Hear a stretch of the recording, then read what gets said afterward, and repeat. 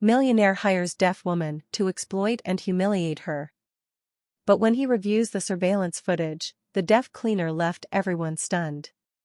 Before we dive into the story, make sure to hit that like button and subscribe so you won't miss the next stories. Stay tuned until the end, things are about to get intense. Now, let's get into it. The day Conrad Langston walked into the executive offices of the Skylark hotel chain, the air in the room seemed to chill. Dressed in a sharply tailored suit, his shoes gleaming under the fluorescent lights, he strode in like he owned the world, which, to him, wasn't far from the truth. Conrad had built his empire through aggressive takeovers, never shying away from stepping on those beneath him. The Skylark was just another stepping stone in his collection of acquisitions, and he had no intention of slowing down. To him, this wasn't about rescuing a business or taking care of its people. The boutique hotel chain, known for its personal touch and luxury service, was nothing more than a ledger of numbers. And the first thing Conrad did when he examined those numbers was spot the problem: the salaries. Too high, too generous for people he considered easily replaceable. To Conrad, every employee, from the front desk staff to the managers, was expendable if it meant padding the company's bottom line. The first memo he sent out was short and brutal. Salaries were being slashed across the board by 20%, effective immediately. Conrad made sure to add, in his typical no-nonsense style, that anyone who had a problem with this decision was free to leave. There would be no room for negotiation, no soft landings for those who had worked hard to maintain Skylark's reputation for warmth and hospitality. Conrad didn't care about hospitality, he cared about profit margins. He didn't cut his own salary, of course. If anything, his pay would increase once the savings from the reduced wages began rolling in. In his mind, he was doing the right thing, trimming the fat from a bloated, inefficient machine. It didn't occur to him that this machine was built on the dedication and loyalty of the people he was now alienating. Within hours of the announcement, the hotel chain's corporate office was in turmoil. Conversations whispered in hallways, private meetings behind closed doors, tense phone calls, none of it was enough to change the reality of Conrad's decision. The first wave of resignation letters began arriving that same day, many of them from employees who had been with Skylark for over a decade. These were the people who had been the backbone of the company, who had shaped its culture of caring for both guests and staff alike. But now, they felt betrayed. Some left quietly, not wanting to waste breath on what they saw as a futile argument. Others made a point of airing their grievances to anyone who would listen.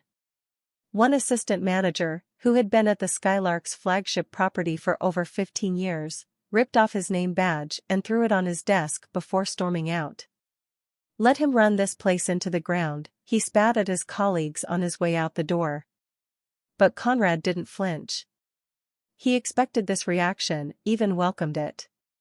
To him, it only meant he was getting rid of those who lacked the stomach for real business.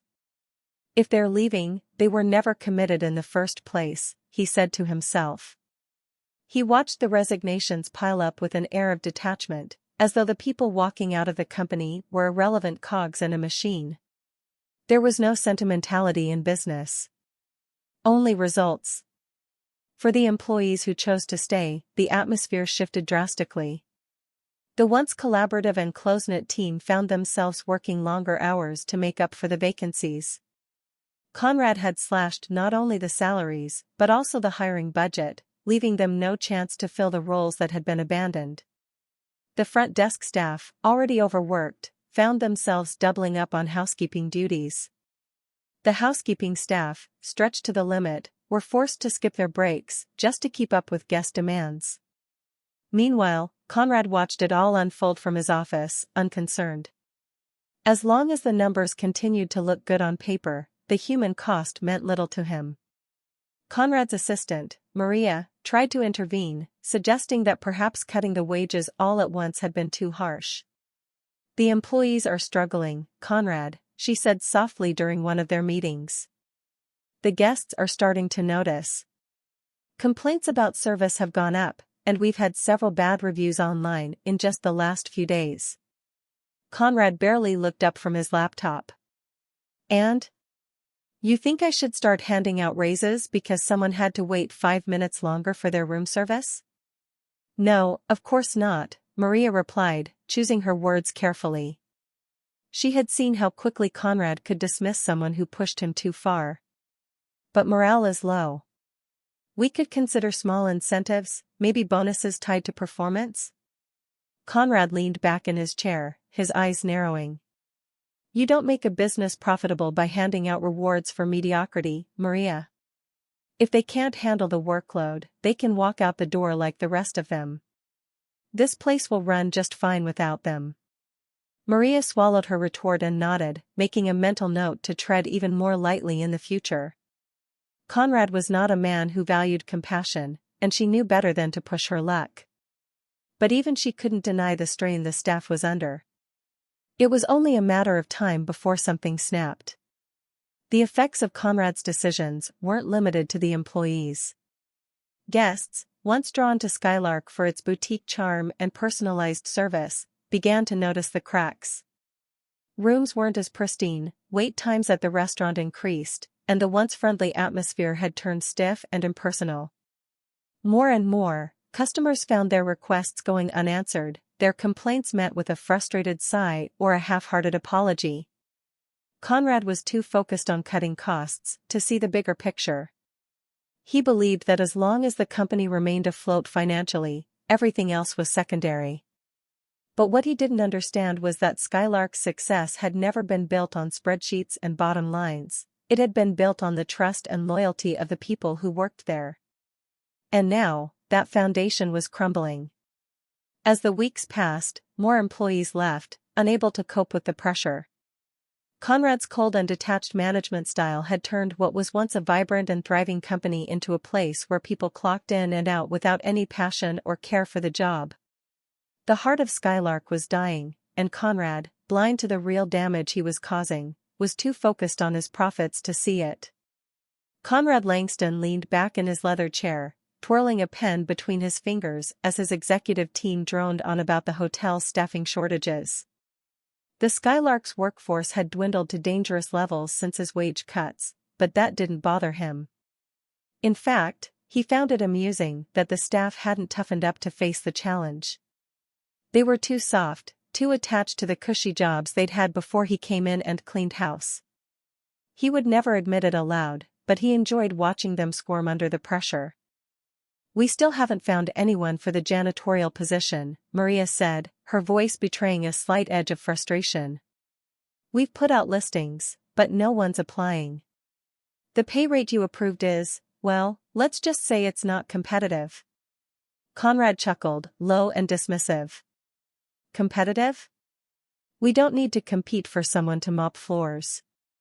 There are a million people out there who'd kill for a job like that. You're just not looking in the right places. He turned his head slightly toward the window that faced the street. Outside, the city was buzzing with people going about their day, people Conrad considered beneath him.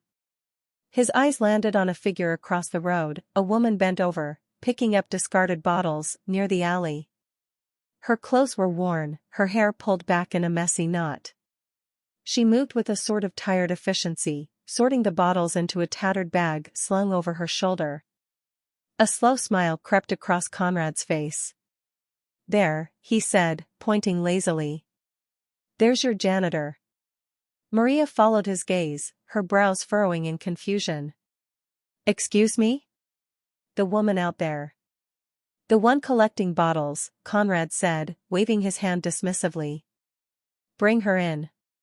She'll do the job for half of what we're offering, I guarantee it. The room fell silent. A few of the executives exchanged glances, unsure if he was serious.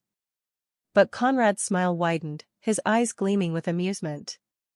To him, this was sport, picking the most desperate person he could find and dangling an opportunity just to see if they would take it.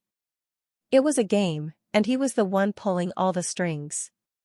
Maria hesitated, the tension in her shoulders clear. Conrad, I don't think she's qualified. She doesn't even. Maria, Conrad interrupted, his tone light but cold. Are you questioning me? She swallowed hard, feeling the eyes of the room on her. No. I'll have someone bring her in. Minutes later, one of the security guards had crossed the street and returned with the woman. Up close, it was clear she had seen better days. Her clothes were frayed at the edges, and there were lines of exhaustion around her eyes. But there was also a quiet dignity about her, despite her circumstances. She stood in the doorway, clutching her bag of bottles, looking around the room with a steady, silent gaze. Conrad leaned forward, resting his elbows on the table, his eyes glinting with curiosity. What's your name? The woman didn't respond. She just continued to stare, her face unreadable. Maria, sitting beside Conrad, cleared her throat and gestured subtly. I think she's deaf, Maria said quietly. Conrad's smile didn't waver. If anything, the revelation seemed to amuse him further. Deaf? Well, that's interesting, he said, louder than necessary, as if raising his voice would help. He slowly exaggerated his words, as though mocking her disability. Do you want a job? The woman's eyes flickered, and she seemed to catch enough of what he was saying through his lips. She hesitated, then nodded slightly. Good, Conrad said, leaning back again, satisfied. You'll clean. Sweep the floors, scrub the bathrooms, whatever needs doing. Got it? The woman nodded again, but this time with a hint of reluctance. Maria, watching the interaction with a knot in her stomach, wanted to intervene, to say something that would stop the slow-motion cruelty unfolding in front of her. But she knew better. Conrad wasn't the kind of man to tolerate dissent, especially not over something he found amusing. You'll start tomorrow, Conrad continued, already looking bored with the exchange. You'll get paid at the end of the week. And you'll do it for half of what the others were getting. No complaints, no excuses. The woman nodded once more, though the uncertainty in her eyes lingered. She glanced around the room, taking in the cold, indifferent stares of the other executives. No one seemed willing to meet her gaze, save for Maria, who managed a small, sympathetic smile. Go with security, Conrad said, dismissing her with a wave. They'll get you set up. The woman turned and followed the guard out, her shoulders stiff, her posture too proud for someone who'd just been humiliated. Once the door clicked shut behind her, Conrad let out a chuckle. See, he said, looking around the room as if he had just won some grand victory. Problem solved. You people just need to learn to think outside the box. The executives nodded, some more eagerly than others. Maria kept her eyes on her notepad, scribbling down meaningless notes to avoid saying anything that might spark Conrad's ire. She knew better than to push back in moments like this, but a bitter taste lingered in her mouth. As the meeting wrapped up, Maria found herself glancing back toward the door where the woman had exited. Alma. She hadn't spoken a word, hadn't asked for anything, and yet Maria couldn't shake the feeling that something about this situation was terribly wrong. The woman had agreed to work, but it wasn't out of gratitude or opportunity. It was out of necessity.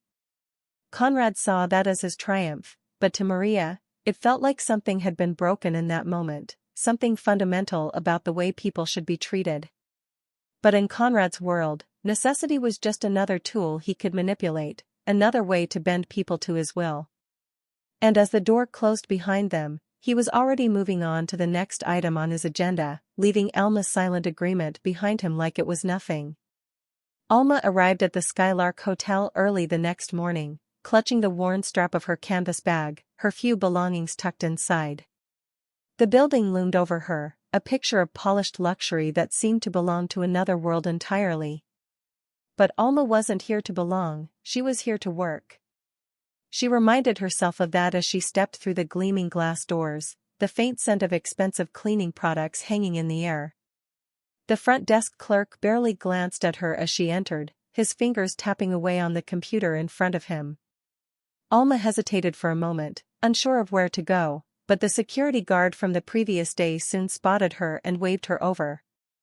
Alma, right? He said, his tone casual but distant. She nodded, offering him a small smile in return. His face softened, but only slightly. Come on, I'll show you the supply closet and get you started. They walked through the quiet halls of the hotel, passing the pristine reception area, the gleaming marble floors that Alma knew she'd soon be scrubbing. The place was immaculate, but it was a quiet kind of perfect, the kind of clean that made guests feel like they could breathe easier, made them think they were being taken care of without ever seeing the people who made it that way. The security guard led Alma to a cramped supply closet tucked away behind one of the service hallways. He pointed to the mops, brooms, and buckets stacked neatly inside. This is your territory. You'll get the daily cleaning checklist from the head of housekeeping, but basically, keep the public areas clean and tidy. Floors, windows, bathrooms, whatever's on the list. He paused, glancing at her to make sure she understood. Alma nodded, her hands gripping the strap of her bag. She didn't need the details. Cleaning was something she knew well. The guard, seeing she was ready to get started, gave her one last instruction before leaving. And don't worry about Conrad. Well, just do the work, keep your head down, and you'll be fine. But keeping her head down was easier said than done. It didn't take long for the whispers to start. Alma could feel the eyes on her the moment she began her rounds, pushing the cleaning cart down the hallways. The hotel staff, once busy in their own routines, seemed to always find a reason to pause and watch her, their murmurs barely concealed. She doesn't even hear us, one bellhop said to the others, leaning against the wall as Alma passed by. She's deaf, right? What's the point in talking to her? Another laughed.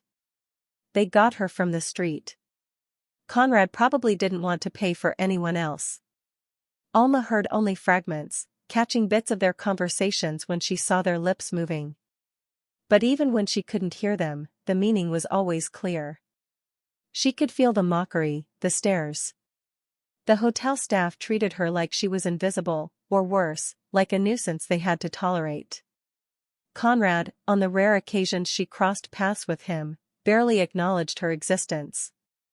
When he did, it was with a smirk, as if he were watching some amusing sideshow he'd set up for his own entertainment. He never spoke to her directly, but the derision was clear in his expression. Still, Alma did what she had promised herself she would do. She worked. She pushed through the long shifts, scrubbing floors and wiping down mirrors with a quiet efficiency that went unnoticed by most.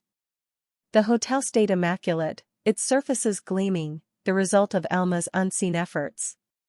But no one said a word of thanks. No one acknowledged the work that made the place run as smoothly as it did.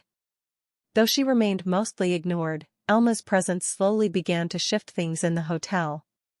She took extra care in everything she did, going beyond the basic cleaning checklist. The lobby's marble floors shone brighter than before. The windows were spotless, and the bathrooms, which had once been the bane of many staff members, were now always pristine. She didn't rush her work, choosing instead to put meticulous effort into every task, though no one seemed to notice. At night, when the hotel was quieter and the guests had retreated to their rooms, Alma found solace in the stillness.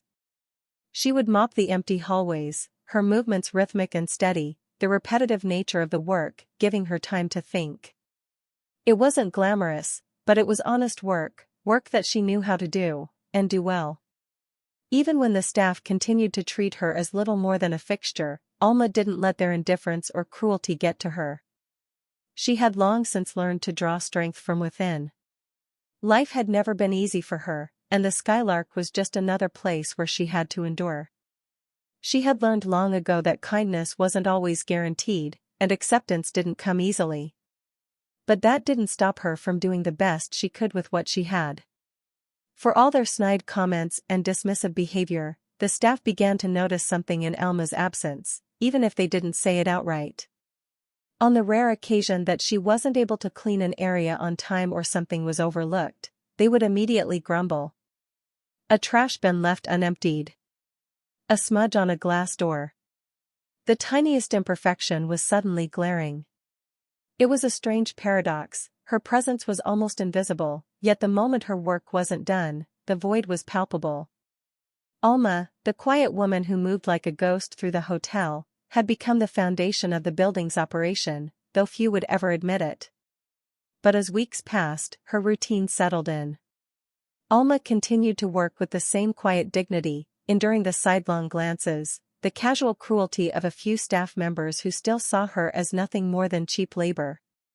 She kept the hotel running smoothly, day in and day out, her contributions unspoken but undeniable. Through it all, Alma remained steady. She didn't need their approval or their acknowledgement. She simply did her job, and did it well, even if no one noticed.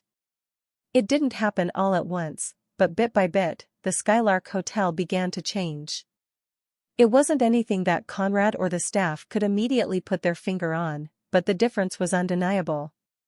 The halls gleamed just a little brighter, the air felt crisper, and even the common areas seemed to have more order than before. It wasn't magic, though it almost seemed like it. It was Alma. Every morning, Alma quietly clocked in and began her day just as she had from the start, pushing the same worn cart of cleaning supplies, gliding from room to room without making a sound. She worked with an intensity and focus that went largely unnoticed by those around her, but her efforts were making an impact. Alma wasn't just cleaning the hotel, she was transforming it, piece by piece. What started as routine maintenance began to evolve. Alma noticed things that others didn't, small imperfections, forgotten corners. She saw the cluttered storage rooms where supplies were haphazardly tossed, the poorly arranged furniture in the lobby that disrupted the flow of the room, and even the broken door handles or faulty light switches that no one had bothered to fix. These things spoke to her in a way no one else seemed to hear, and so she quietly took it upon herself to address them. It wasn't part of her job, strictly speaking, but Alma couldn't help herself. After all, the mess bothered her, and more than that, it was a challenge. One morning, as she entered the main supply room, the sight of it, the chaos of boxes piled on top of one another, cleaning solutions mixed with spare towels and broken light bulbs, was enough to make her pause. It was something most of the staff had learned to ignore, too busy with their own duties to bother sorting through the wreckage. But Alma, she couldn't look away. So, she set to work. On her own time, after finishing her regular rounds, she reorganized the room, labeling shelves, separating supplies, and even scrubbing the floor until it shone. She made space where there was none before, creating a system that made sense, that allowed the staff to find what they needed without having to dig through the clutter. No one asked her to do it. No one thanked her afterward, either. But Alma didn't mind.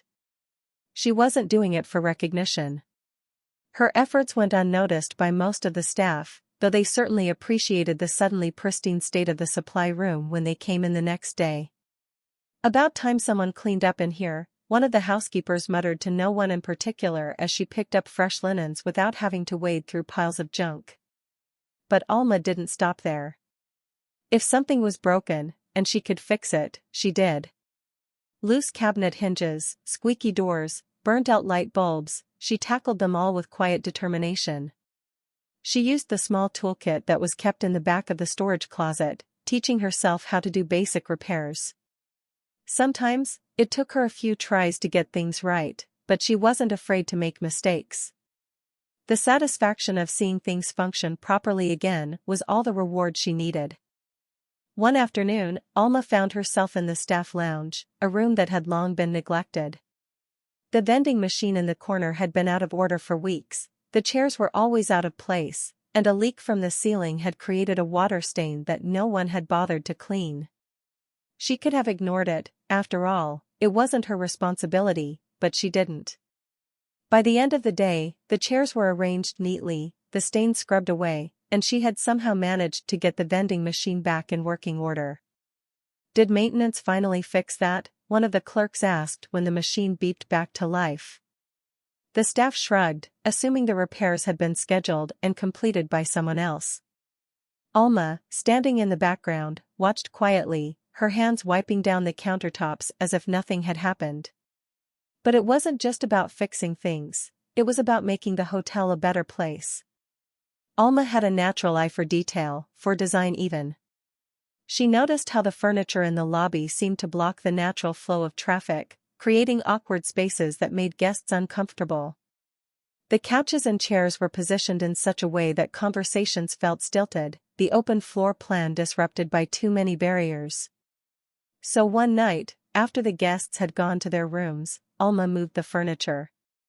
Just a little at first.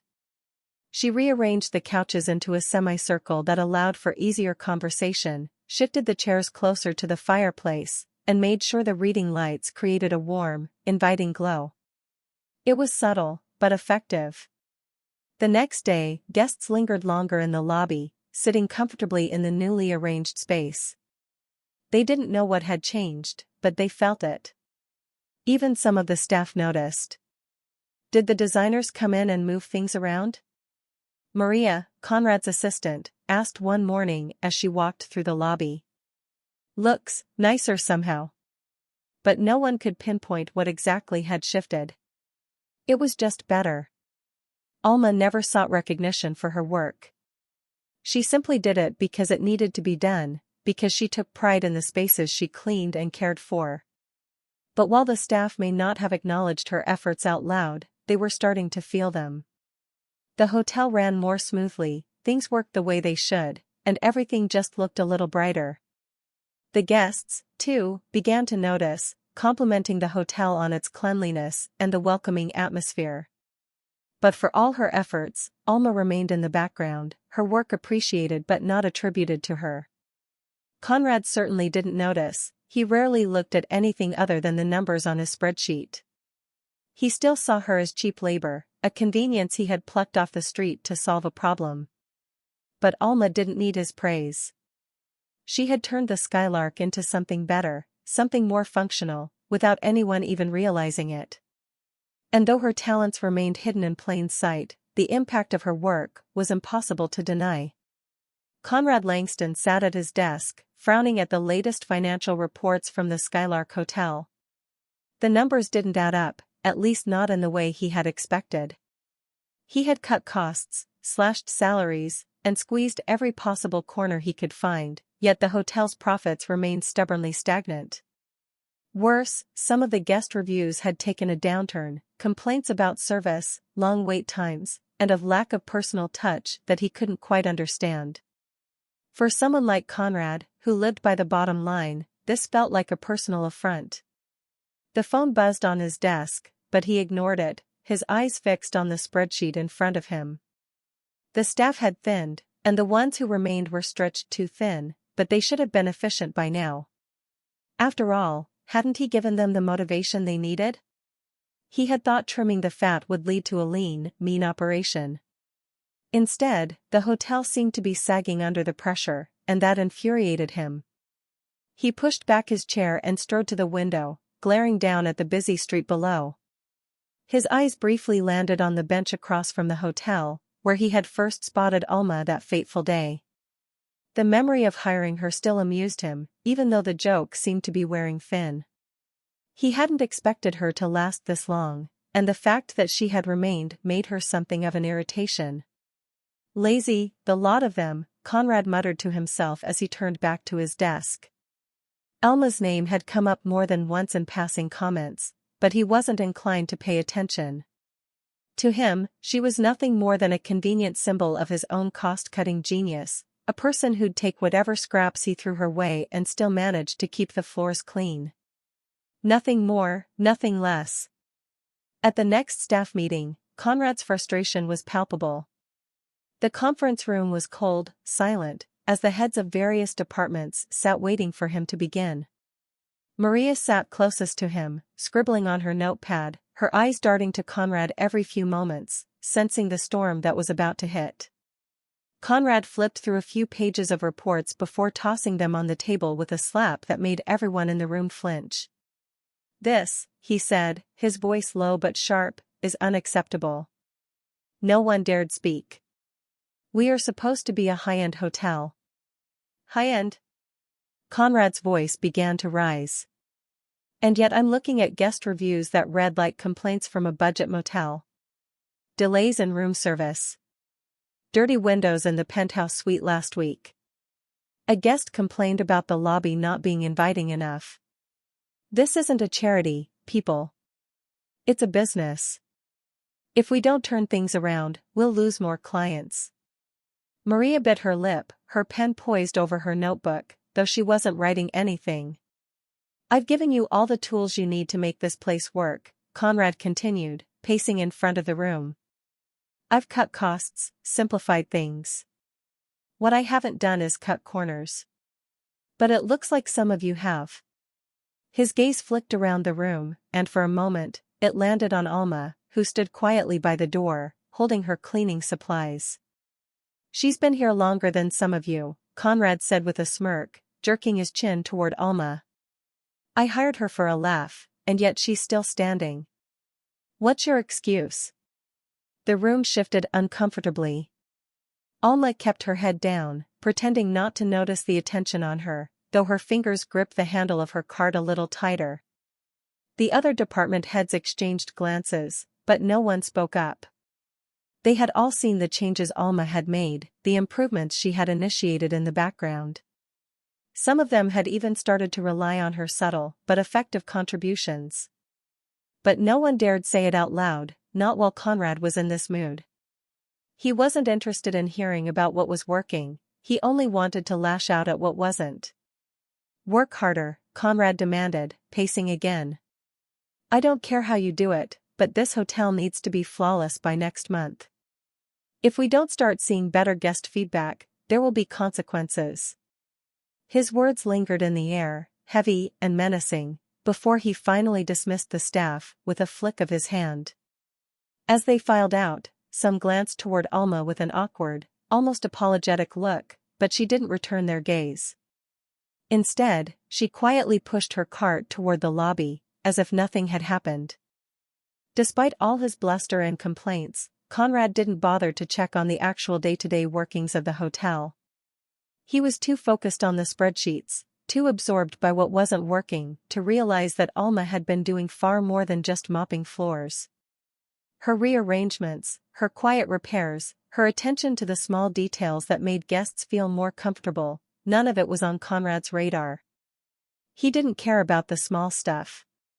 He cared about big moves, dramatic changes, and profit margins. The staff, though, had started to notice. Maria, in particular, had kept an eye on Alma, noticing the way things just seemed to be better.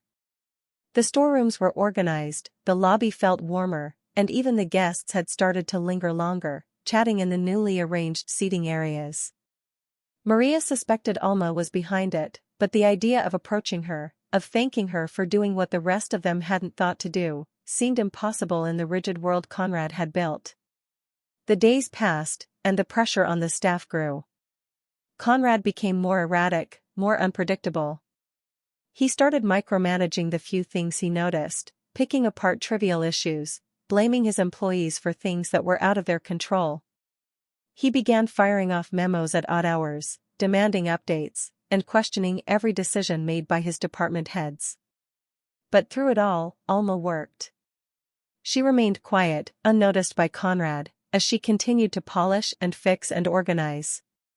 The hotel was running better, but Conrad couldn't see past his frustration to recognize that. In fact, the more the hotel improved in small, unseen ways, the more Conrad seemed to spiral. To him, things should have been obvious, there should have been immediate, visible results, something he could measure. But Alma's changes weren't measurable on paper. They were felt, not seen, and that was something Conrad couldn't grasp. Conrad had always believed that fear was a powerful motivator. If people feared losing their jobs, they'd work harder, be more efficient, and toe the line.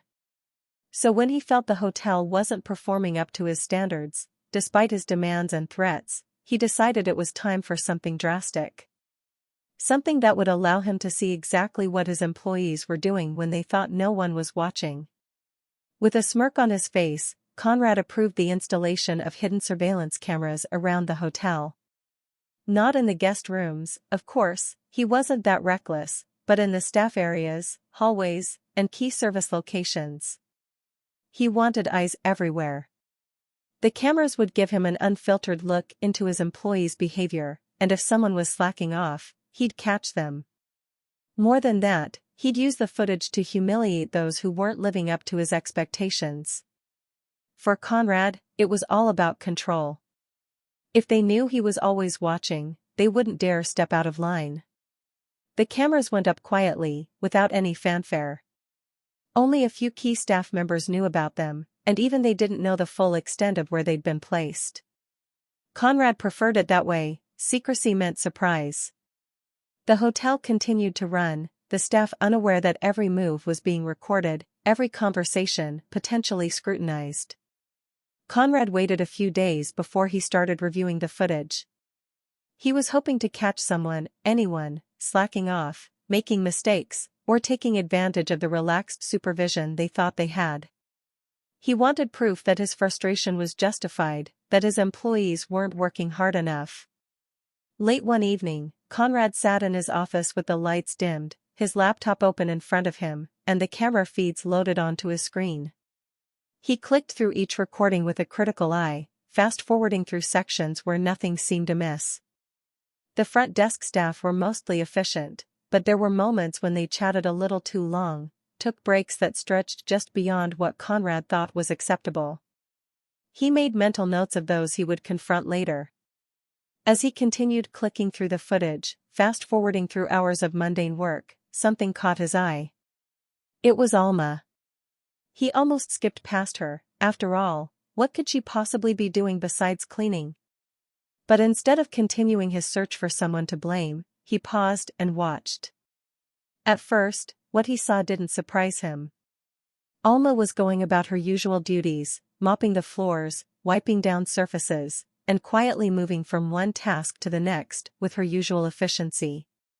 But as the footage played on, Conrad noticed something that made him sit up straighter in his chair.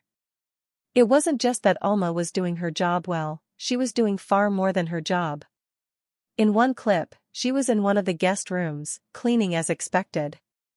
But then she noticed something, a drawer that wouldn't close properly, a handle that had come loose.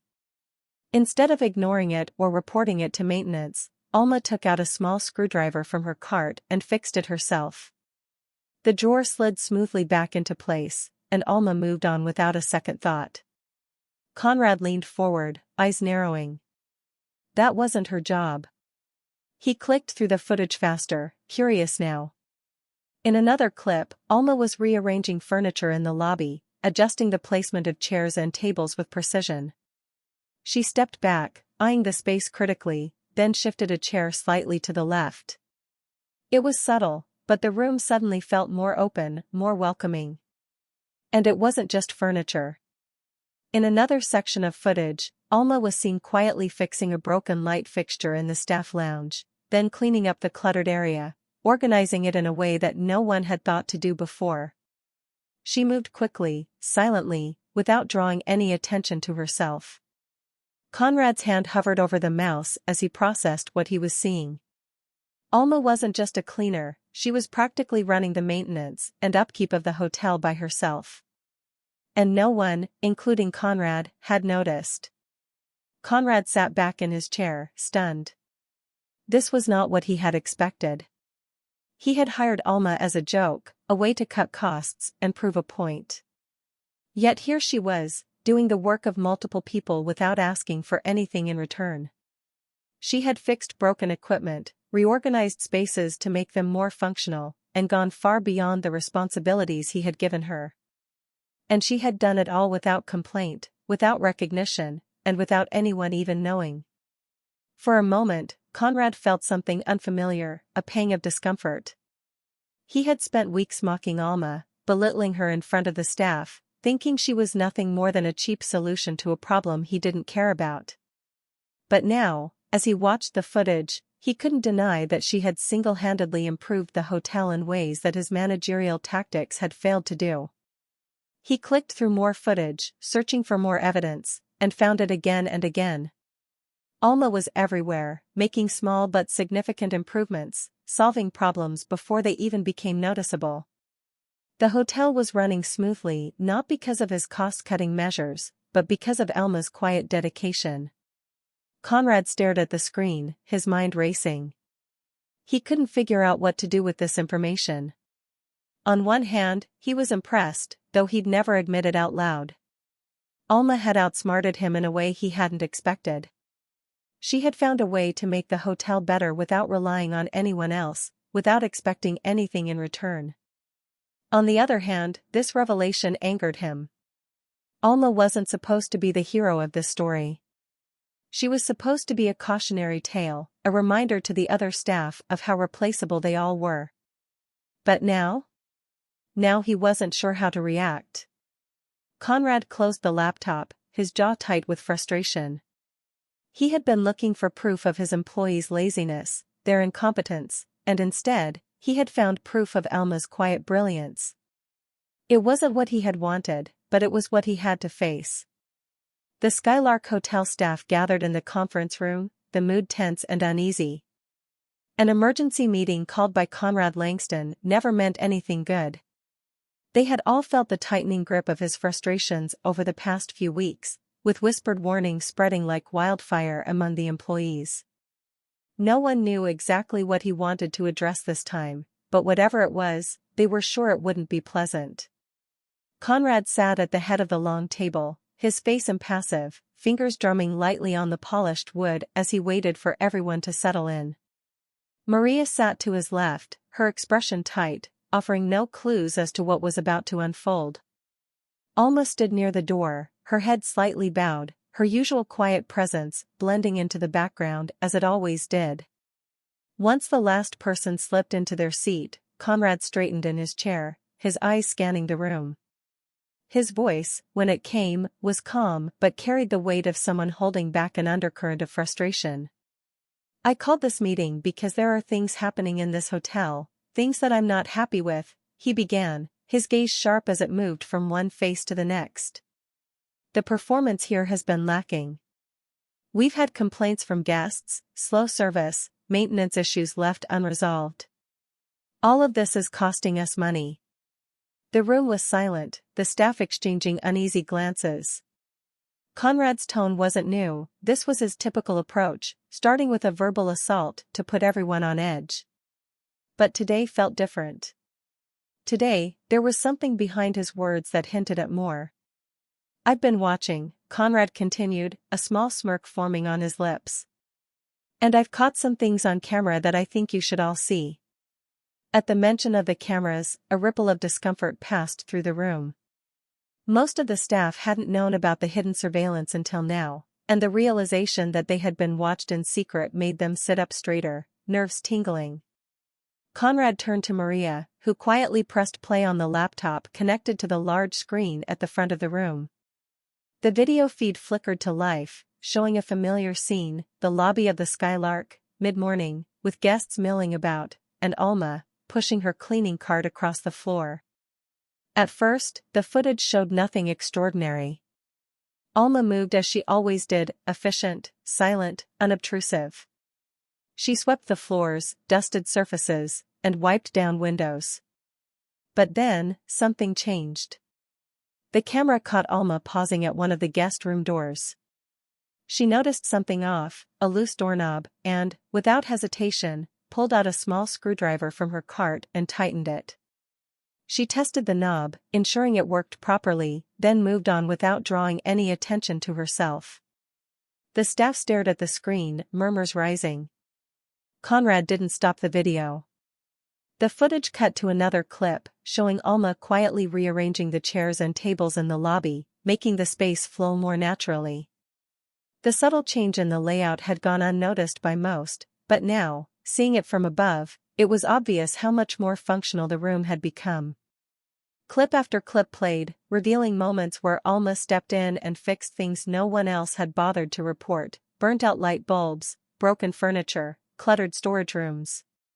She wasn't just doing her job as a cleaner, she was actively maintaining the hotel in ways that saved the staff and the hotel itself time, money, and unnecessary hassle. By the time the last clip played, showing Alma fixing a malfunctioning vending machine in the break room that had been out of order for weeks, the room had gone completely silent. The staff stared at the screen, dumbfounded, processing what they had just seen. Conrad leaned back in his chair, enjoying the stunned expressions around the room. He had initially called this meeting intending to tear down his employees for their perceived failures, but as he'd watched the footage himself, his focus had shifted. He wasn't about to praise Alma, his ego wouldn't allow it, but the revelation of her tireless work had forced him to take a different approach. "Now," he said, his voice cutting through the silence, "what you just saw is something none of you bothered to tell me about. While the rest of you have been content to let things fall apart around you, Alma here has been fixing your mistakes." He gestured toward her, and all eyes in the room turned to Alma, who stood near the door, still and silent. The spotlight on her felt uncomfortable, and she shifted slightly, unsure of what was coming next. "I hired her to do one thing," Conrad continued, "and yet she's been doing the work of several people. She's fixed things that should have been addressed by maintenance. She's made improvements that no one here even noticed. All while being mocked, ignored, and treated like she didn't matter." The staff shifted uncomfortably in their seats. They had all seen Alma's work over the past few weeks, but none of them had spoken up. Some had even laughed at her behind her back, assuming she was nothing more than a poor woman desperate for any kind of work. Now, watching the footage, they realized just how wrong they had been. "Do you know how much money we've saved because of her?" Conrad asked, his tone sharper now. "Thousands. Maybe more. Work that would have required outside contractors, repairs that would have delayed operations, all of it handled quietly by Alma. And none of you bothered to give her credit." The room remained silent. No one could meet Alma's gaze now. The few employees who had been most vocal in their mockery of her sat with their heads down, their faces pale.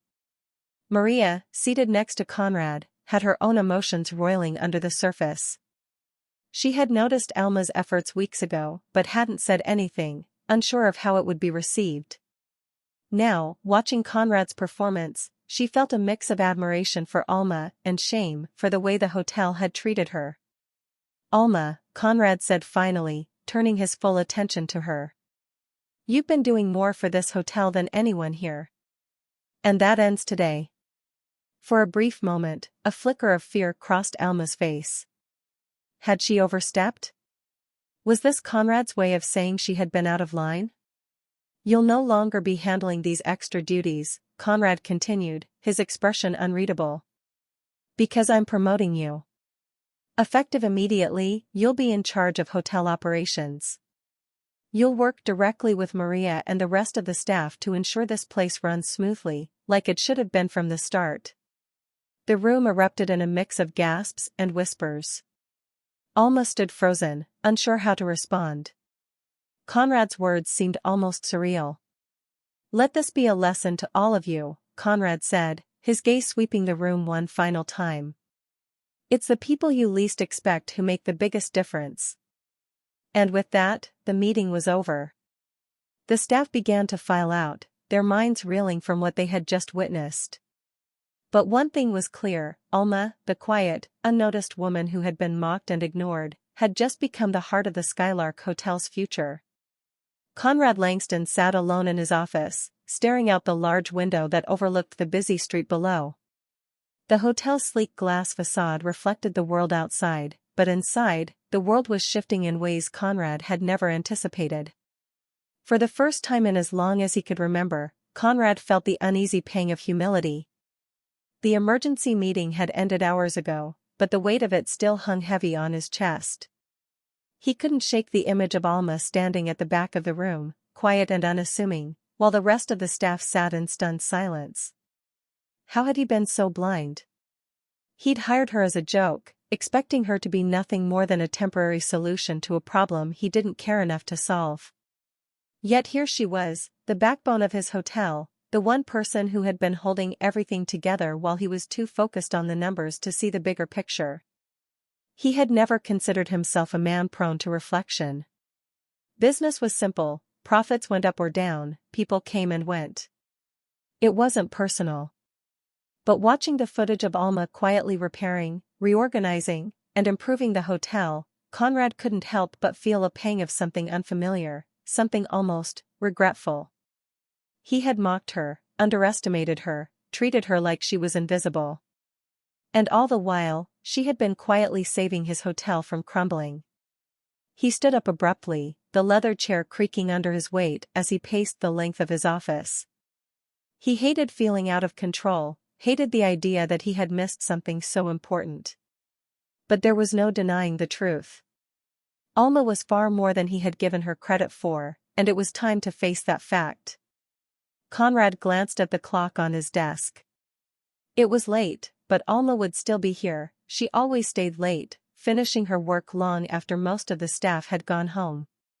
Without thinking too much about it, Conrad grabbed his jacket and headed toward the service areas, where he knew he'd find her. He found Alma in the staff lounge, wiping down the countertops and tidying up the clutter left behind by the day shift. Her movements were methodical, precise, like everything she did. She didn't notice him at first, too focused on her work, but when she turned around and saw him standing in the doorway, she froze. "Alma," Conrad said, his voice more tentative than he intended. She looked at him, her expression neutral, waiting. For a moment, Conrad didn't know what to say. He had never been good at apologies, and this situation was even more complicated.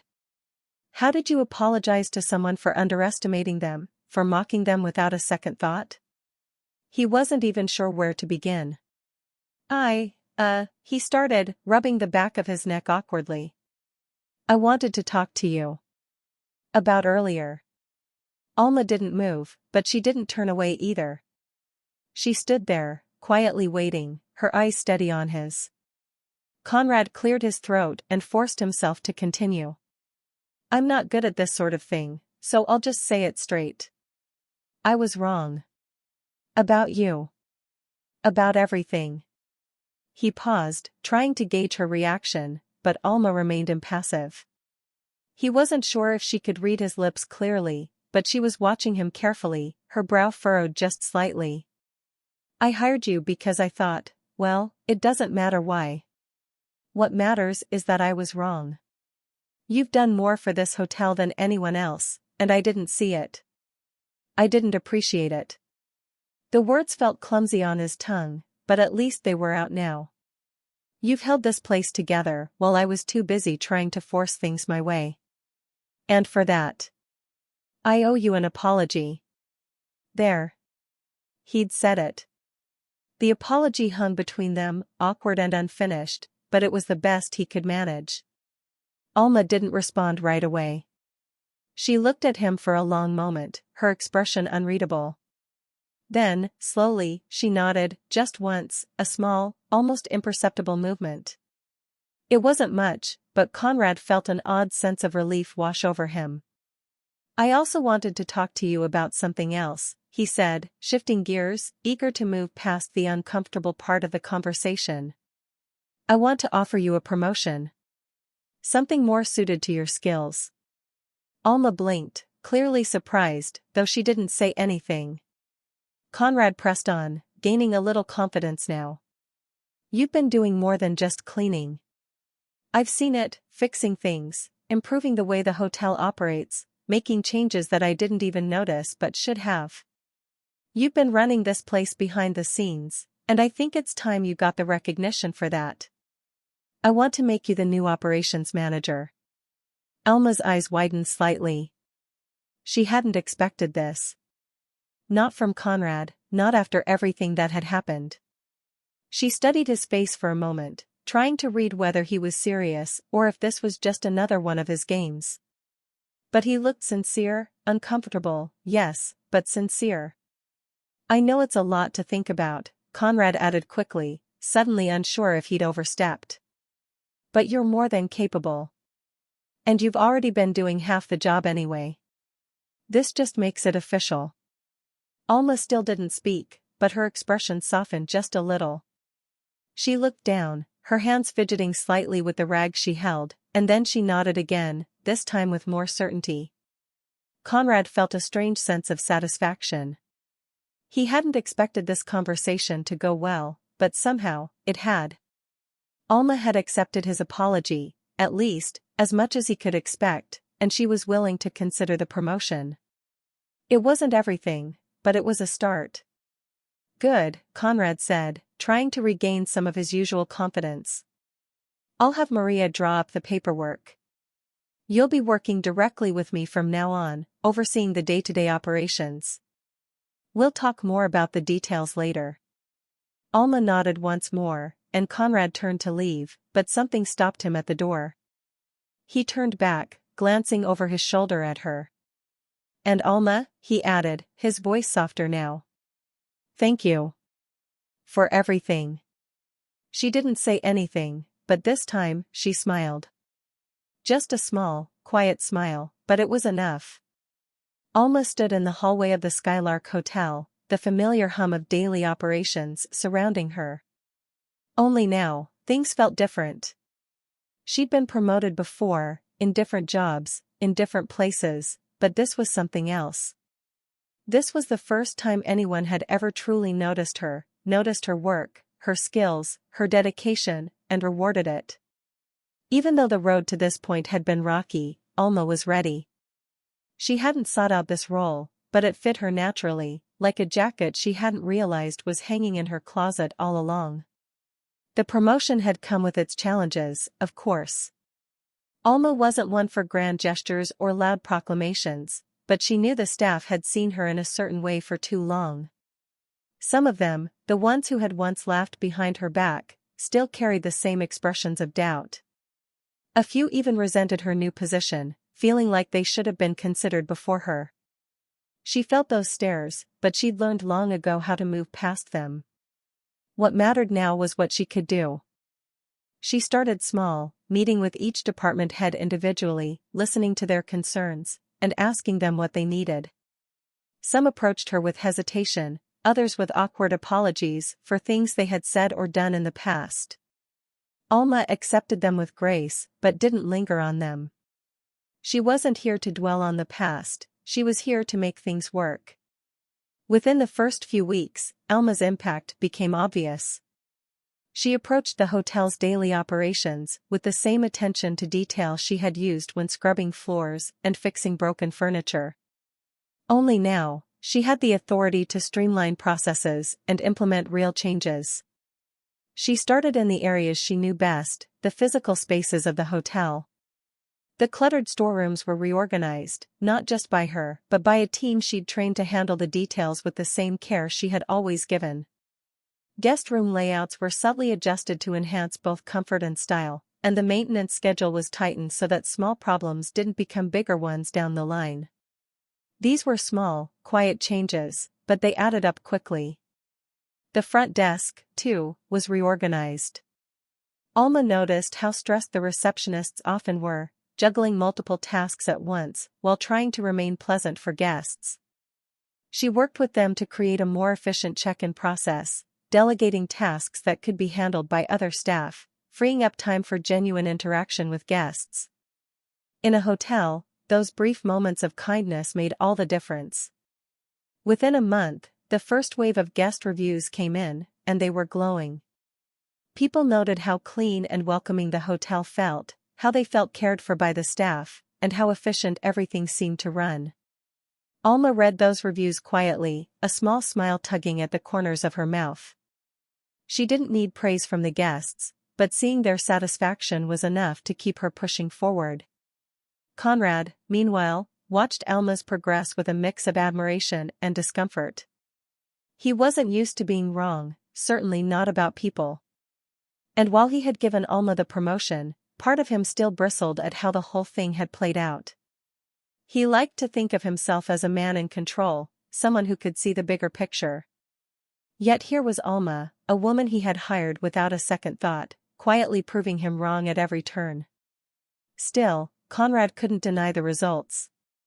The hotel was performing better than it had in years, and the staff, though still adjusting, seemed more engaged than before. Alma's calm, steady leadership had a way of easing tension, and while Conrad was uncomfortable with how things had played out, he found himself begrudgingly respecting her. He watched her during meetings, noting how she never wasted words, never spoke unless she had something meaningful to contribute. When she did speak, it was with quiet authority, her words carefully chosen. And unlike him, Alma didn't need to dominate a room to get people to follow her. Her leadership was natural, something that made people trust her without her having to demand it. That kind of respect, Conrad realized, couldn't be forced. It had to be earned. One afternoon, Conrad found himself standing by the lobby, watching Alma speak with one of the housekeepers. The two women stood by a newly rearranged seating area, Alma gesturing calmly as she explained how the furniture placement could enhance the guest's experience. The housekeeper nodded, clearly absorbing everything Alma said. It was a small moment, but it struck Conrad how far Alma had come, how far she had brought the hotel. Later that day, Conrad approached her office, feeling the familiar knot of discomfort tightening in his chest.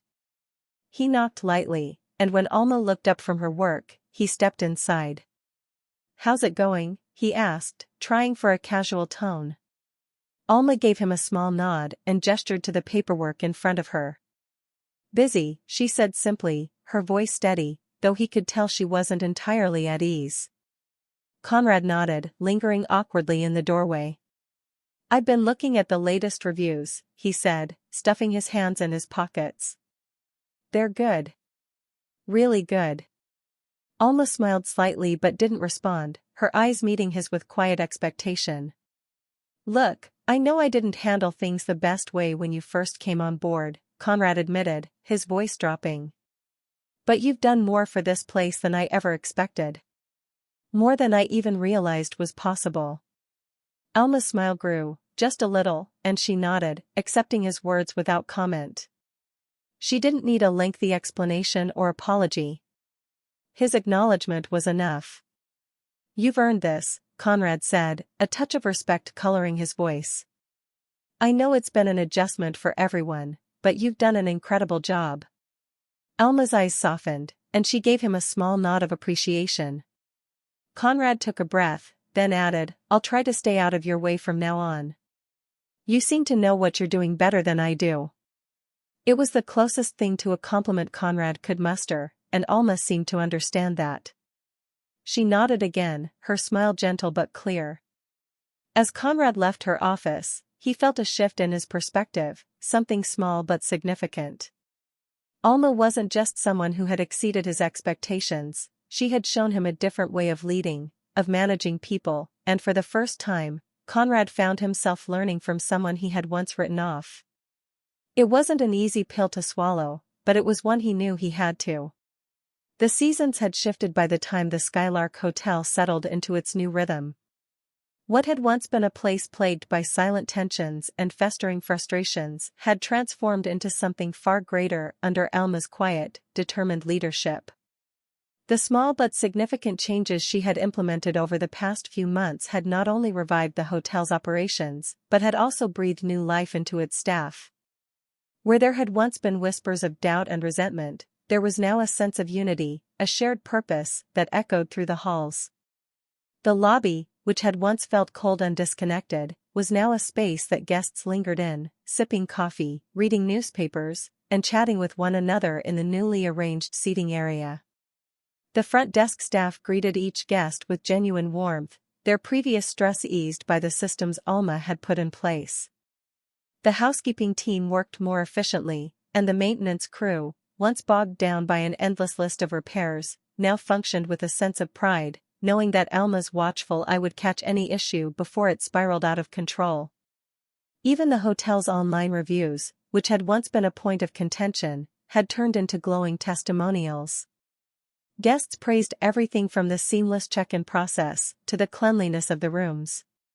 Many noted the feeling of being truly cared for during their stay, an intangible quality that Alma had quietly cultivated without ever stepping into the spotlight. For Conrad, it was an unexpected revelation. He had always viewed the hotel through the lens of numbers and profits, reducing it to spreadsheets and cost analyses. But now, watching the skylark thrive in ways he hadn't anticipated, he understood what he had nearly thrown away. Alma had taught him that there was more to running a business than cutting corners and demanding results. Sometimes, it was about allowing people the space to do their best work, to find their own rhythm. One evening, Conrad found himself in the hotel lobby, observing the space with fresh eyes. It was full of life, guests coming and going with a sense of ease. He watched as one of the receptionists, who had been new when Alma took over, skillfully handled a complicated booking request without so much as a hint of frustration. Across the room, a bellhop was helping an elderly couple with their luggage, his smile genuine and warm. The air was different now, lighter somehow, and Conrad knew it had nothing to do with the furniture or the lighting. It was the people, their newfound energy, their dedication to making the hotel more than just a stopover. Conrad's gaze drifted to Alma, who stood near the elevator, speaking quietly with one of the maintenance workers. Even from a distance, her presence was commanding, though in the subtlest way possible.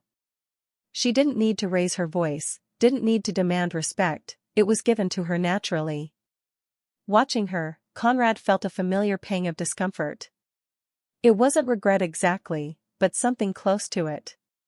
He had almost lost everything because of his arrogance, his inability to see the value of someone like Alma. As Alma finished her conversation and began to walk toward the back offices, Conrad caught up with her. "Alma," he said, his voice casual but carrying more weight than usual. She turned to him, her expression calm as always, though there was a softness in her eyes that hadn't been there in the early days. "I've been meaning to tell you," Conrad started, feeling the words catch in his throat for a moment. "The hotel. It's doing better than I could have imagined." Alma waited, sensing there was more.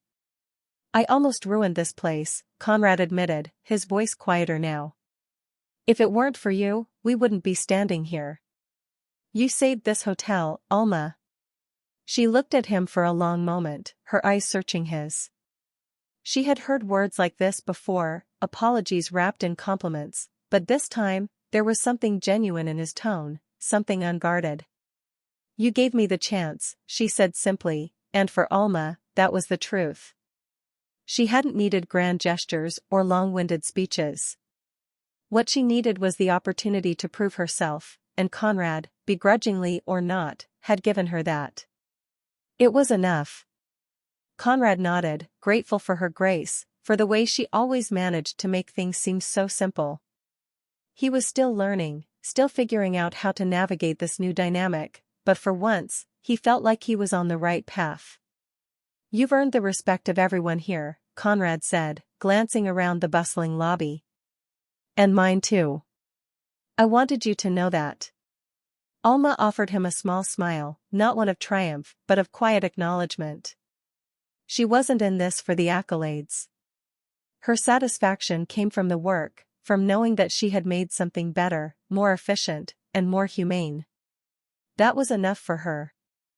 As the months passed, Alma's influence only grew.